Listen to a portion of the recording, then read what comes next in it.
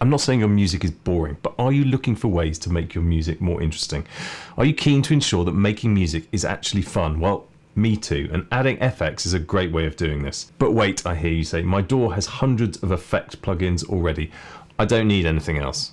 Well, what if I told you that you could replace all of your current workflow with one simple to understand hardware pedal? In this video, I'll take you through the basics of using the hologram Chroma Console. It's a guitar pedal. It has 4 fantastic effects, and I'm going to show you how easy it is to use. But here's the twist. I haven't actually used it myself yet. I haven't even turned it on. Well, actually, I've just turned it on now. See, I think this pedal is so easy to use that even a complete beginner like me right now can get the hang of it within, I reckon, 20 minutes or so. And if you want to see how I get on, then keep watching. First, can we talk about the packaging? This is the box it comes in. It's an absolutely beautiful box, even got the number 2167. Now I know most of the time we just rip the thing open and get to the little package of joy inside, but packaging has an important role in how much you might love what's actually inside. Why do you think we wrap Christmas presents? And why do you think Apple spends so much time and money designing gorgeous packaging for its products? Well, the Chroma Console comes in as such a beautiful box. It just makes you want to love the thing straight away. Now I know you might chuck it away, but I'm going to keep the box. I'm also going to keep the pedal. And I'll tell you why. Anyway, let's get into why you might want an external FX pedal in the first place. First, open up your DAW and load up a recent project. Chances are you have a ton of stock effects and plugins on every track. They're easy to load and tweak, but if you're like me, you often just use a preset and set and forget it. I tend not to even automate my effects, even though I know I should. I mute tracks, yeah, I bring things in and out, and I do volume automation. I play with a low-pass filter like the best of you out there, but, you know, that's about it. See, the beauty of having a hardware effects box sat right on the desk in front of you is that it begs to be played, to be touched, and that manual control really adds some depth and movement to your music. And it's just so much fun. If you haven't tried one yet, then by the end of this video, I think you're going to want one. Should we dive into what this thing can really do? Okay, so this is the Chroma Console FX pedal.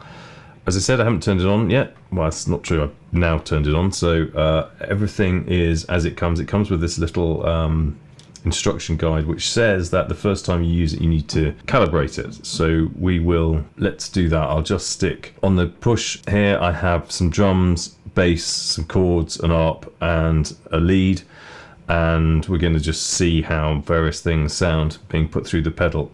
For now I'll just stick a drum loop on, and you press and hold these 2 buttons.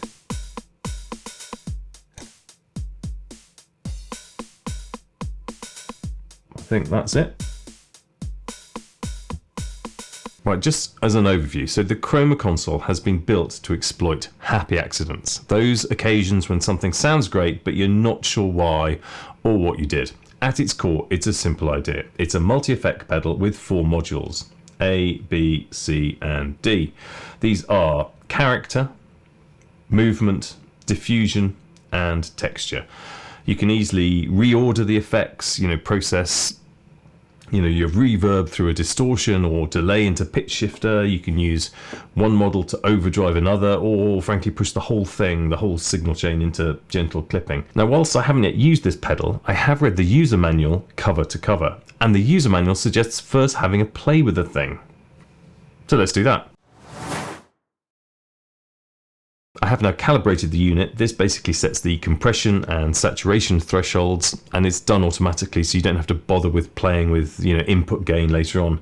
You can do it manually. You can choose 4 levels of headroom: low, medium, high, or very high, or just let the unit do it for you, which is kind of what I did. It does depend on which instrument you're using, so I did it with drums. I could have done it with anything else, or if you stick a guitar straight into it, it will be different. Okay, so as the manual suggests, let's start playing. It suggests setting the mix to 100%, so you'll hear no dry signal. Everything going through here will be recorded and it's exactly what you're going to hear. And then choose some effects by tapping these buttons. So each button has a color, so it's pretty simple. There are 5 effects on each. Red on each one is the top one, so it's drive, doubler, cascade, and then filter. Let's randomly choose a couple of others and put in an ARP, shall we?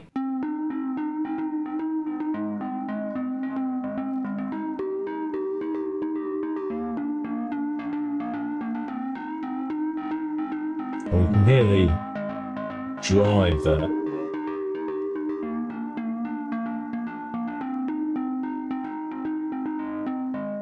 Okay, great. That's a decent start. You can hear some of the effects. I wasn't sure what the vibrato necessarily was doing. And on the diffusion, the sort of time-based effects, we were on a sort of reverb, I guess, with a filter on the last one. Okay, so then the next thing the manual suggests is to record some automation. So as I said earlier, I always forget to do this. Well, this pedal makes it super easy. The automation recording is called gesture, and it does helpfully tell you what to do on here. So it has two dots on the right hand side. So what you do is whilst you're playing, you press these two buttons, play with some knobs, it records that the movement of the knobs, and then just keeps going. So we will try that, shall we? We'll try a different ARP, just so that we don't get bored with the noise. Okay, and if we press these two, and then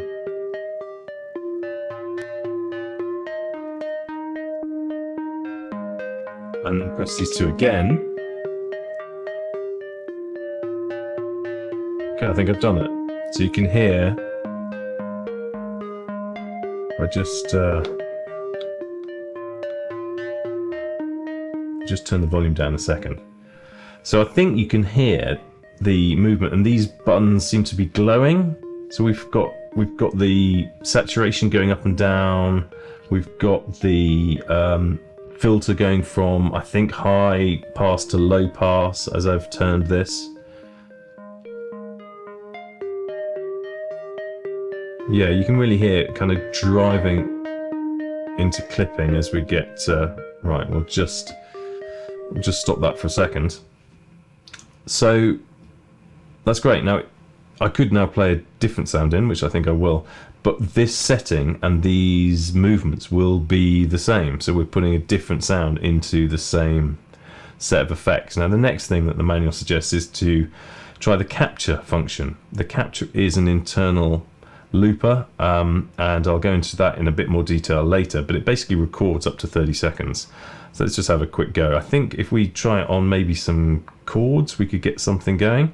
You can do two different types of capture, super short and then literally like a looper. So let's try super short first.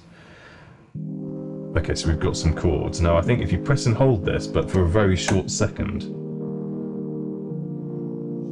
it's then blue. And if I stop the input sound, okay, that is now what we've got.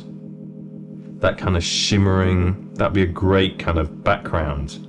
So we've got that, that is locked in. I don't think you can affect it.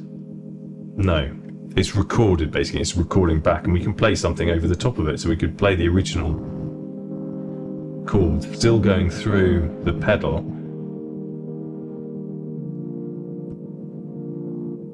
And then I think to clear, oh, we've still got the shimmer. To clear it, you just tap it. And then if you do a longer hold on the capture, then it literally just records it. So maybe we'll try, and probably fail to get a drum loop sort of in time. So if we hit drums, okay, we've got some sort of drum loop. Remember, it's still going through these kind of weird set of effects that we set up. And if I then try to, oh, maybe if I, on the push, go to clip, could maybe try and time it so that we actually get something close to a bar. Not quite. I stopped the original though. It's not bad. That's pretty close. It's probably best not to try and get it exact. But we've got a drum loop there and nothing is playing from the push at all. So then the final thing we could do, let's just stop that, clear that out. Okay, good. The final thing we can try and do is to try and save a preset. This is copy and save, which is the two middle buttons. Hopefully this is self-explanatory as well.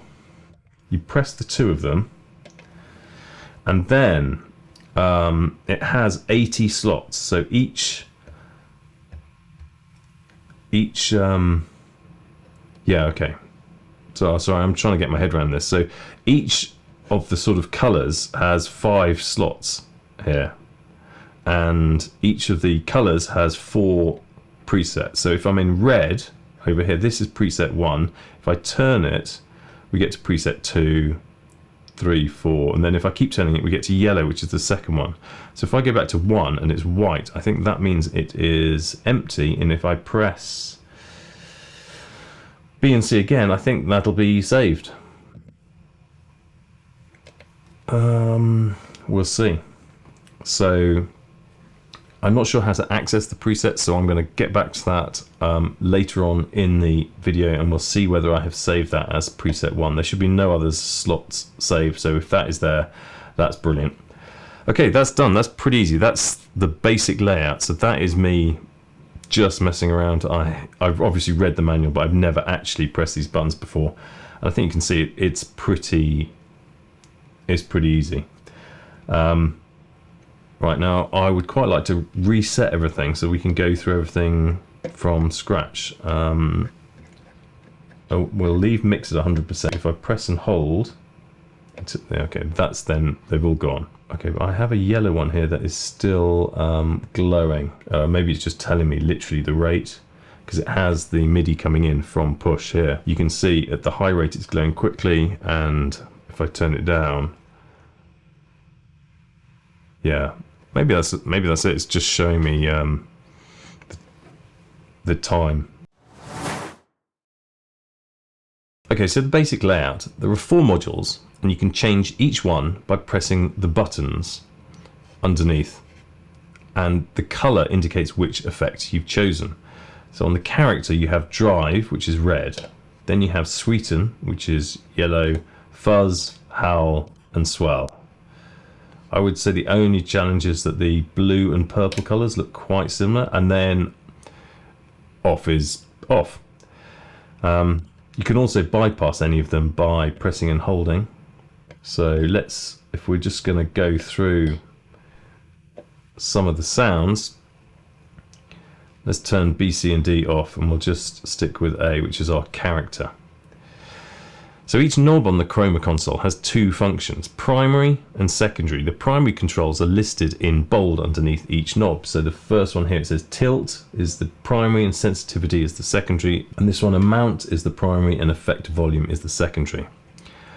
The secondary, so if you're just turning them, you're doing the primary controls. To access the secondary controls, so hopefully it does tell you, you press these 2 buttons and then you're changing the effect volume. So you'll see here, as I try and change the effect volume, it tells me. So that is sort of 1 all the way up to kind of maximum effect volume. So with saturation, I probably want it somewhere in the middle. And then I guess to get out of it, you either press these 2 or maybe just, yes, bypass. The left foot switch can be used to input the tempo if you just tap it a certain way. I've actually got mine synced, as I've said, to the push via the MIDI cable coming in. And the right foot switch bypasses it. So when these lights are off, that means that you're just getting the dry signal through. That's all you really need to get going. There is more detail, and I'll get into that in a bit. For now, you can start putting sounds into it and seeing what the thing sounds like. Now, I'm not going to go through all of the effects in here and what they sound like. There are tons of YouTube videos already out there doing that, and definitely check them out. I will, however, go through what kind of effects we've got here and what all the knobs do. So the character module is the first effect. It's a bit of an overdrive or distortion. The tilt knob controls kind of the EQ. To the left is darker, to the right is brighter. The sensitivity, which is the secondary control, makes it more or less distorted, and amount adjusts the intensity. It should sound great on most things, but let's put a drum loop through it and see how it sounds. So we have mix 100%, so this is totally wet. So if we increase the amount and maybe make it brighter. So it's quite subtle, but that's without any effect. I mean, for a start, it's much quieter. That's with the effect. And then you know, if we have a setting that we like, we can then cycle through them. Sweeten, less high end, fuzz, white destructive.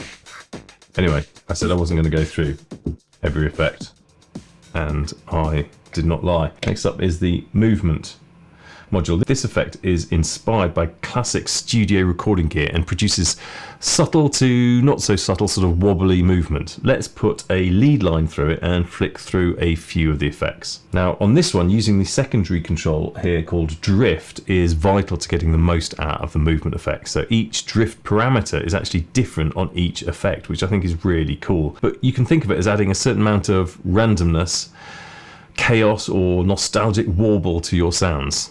Let's see what it sounds like with a lead sound. So that's the dry sound. It's just that little bit of wobble. So this is the phaser. I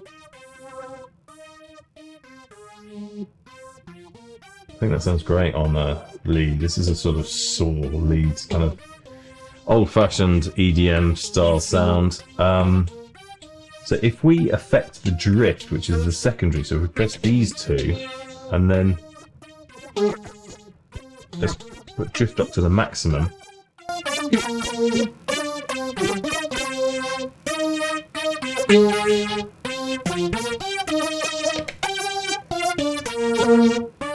That's quite enough of that. We will mute that and turn on diffusion. So these are time-based effects. But, you know, as with most things hologram, there's a little bit of weirdness going on. So each one has its own character, from a sort of bucket brigade delay to tape echo to reverb and a bit of granular, but it's definitely worth playing around with these. So let's stick another lead sound through it, and we can use this sort of drift randomness to add to these effects. Actually, no, I'm going to stick an ARP sound. Hopefully we've got a bit of a pluck sound here. Oh, we've used that one. Let's okay, cool. Right, so we've got an effect to mount. This is we're on green, so we're on the reverb. Let's get to cascade. So it's a subtle delay. You can hear the kind of tape echo type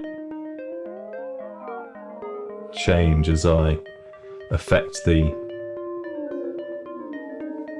Nice. Again, let's try doing a bit of drift on this. So we'll go to the secondary, everything flashes this sort of blue color, and we can change, we'll turn this up.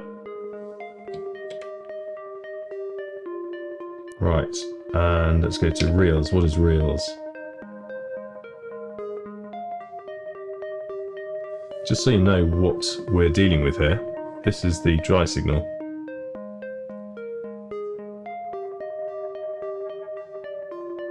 I mean, it just makes it sound so much kind of bigger and more interesting. Space is a bit of reverb. Collage. Nice. Okay. That's strange. Nice.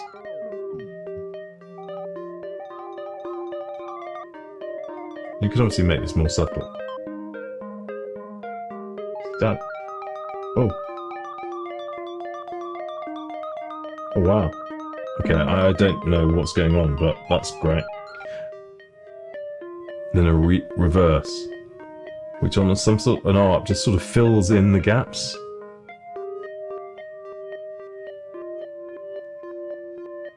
Oh, I think that sounds great.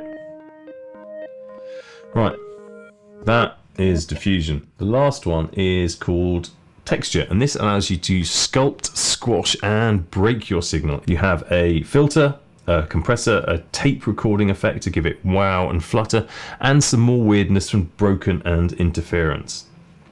Let us try putting, let's put a drum and a bass loop on this. Right, so we have a filter first, so so low pass to the left, like a DJ filter. Yeah, high pass to the right, great, we like that.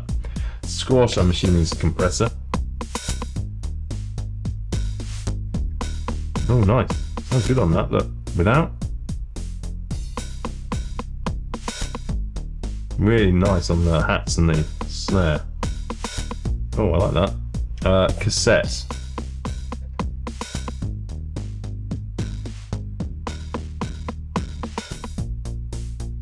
This is dry. Wet. Okay. Bit of subtleness there. I quite like that. Broken. Let's turn the amount down so we can change to broken, see what it does.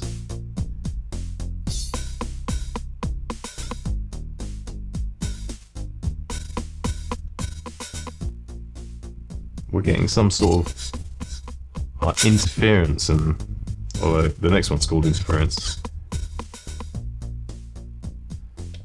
I have no idea quite what I was doing there, but some of those kind of glitchy noises you just wouldn't get if you were doing it yourself, and you wouldn't be able to program that stuff in. It just sort of happens, and if it happened every so often, I think that would just be great for a track. Like, rather than just the same thing again and again, just adding a little bit of variation. You can, of course, while you're doing this, add some gestures and dial the amount up and down to get even more variety. Love it. Well, now that we know what most of the buttons do, we can choose a signal path and some settings we like, add some modulation to our signal path with a bit of intention. Now, the gesture feature we went through a little bit at the beginning. You press the C and D buttons, you twist the knobs. As soon as you press the buttons, it starts recording, so you want to then get in there and start moving them. Once you finish those recordings, you press bypass and that's it, and then they're recorded. Now, if you don't like them, you can then manually move the buttons, the knobs. So if I'd recorded a gesture on here, if I then just tweak it, it immediately deletes the recording, but the other recordings are still there. Now you can tell that you've recorded a gesture control by looking at the LEDs. So you can go back into gesture recording and add more movement, of course, or you can over record existing movements. If you want to delete all the gesture recordings, then you just hold C and D until you see the white pulsating. I guess I should probably see whether I am able to find that preset I saved earlier and actually deliberately save another one. Let's try and quickly save a preset. So hopefully preset 1 is saved. Let's see if I can save this setting as preset 4, or maybe even preset 2, makes a bit more sense. And I think you should be able to sort of scroll between them. Let's see, shall we? So you press B and C, and then you see, slot 1 should be saved, but okay, well that is slot 2. It's white, there's nothing there. Press B and C again, and that's it. Okay, let's just put the simple ARP so we can actually tell what's going on. Okay, so this is on preset 4, which should be blank, so the dry signal and the wet signal are the same, so that is right. Now if I go to preset 1, okay, our preset is saved there. Sorry, that is a bit loud. Oh, this goes up the presets, does it? And this goes down. Oh, okay, that's good. So there's definitely a preset in slot 1.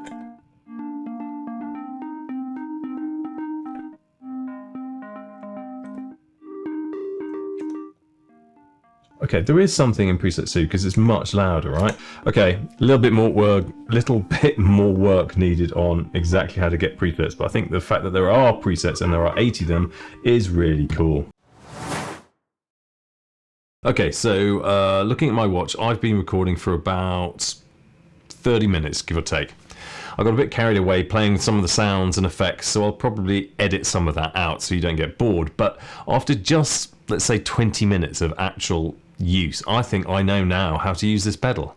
And that, for me, is the beauty of it, the ease of use. Compare it to, say, the H90 pedal from Eventide, which I've also made some videos about. You can check them out here or in the link below.